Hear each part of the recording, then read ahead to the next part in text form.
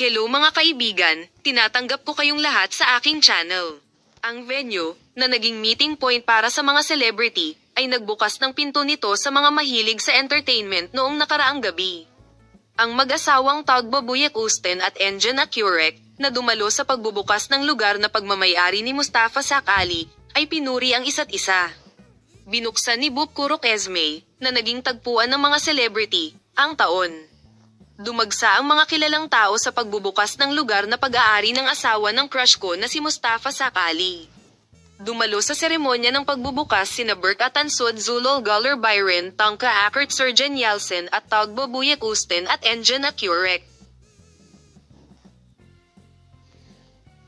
Sa pagsagot sa mga tanong ng mga mamamahayag, muling binuksan ni Tagba Buyek Usten at Engin Akurek ang aming venue.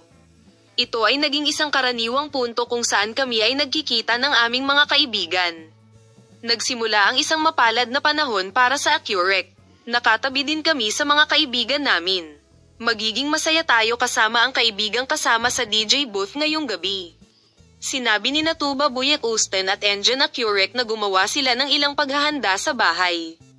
Naakit din sina Engin Akurek at Tagba Buyek Usten sa kanilang mga pahayag. Engin Akurek gustong-gusto kong makita siyang umiiyak sa mga serye sa TV. Kaya naman labis nilang pinaiyak si Tagba. Napakaganda ng mga mata niya. Muli nilang idineklara ang kanilang pagmamahal sa isa't isa, na bagay sa kanila kapag umiiyak sila sa screen. Salamat sa panonood ng aking video Palem, makita ka sa mga bagong video.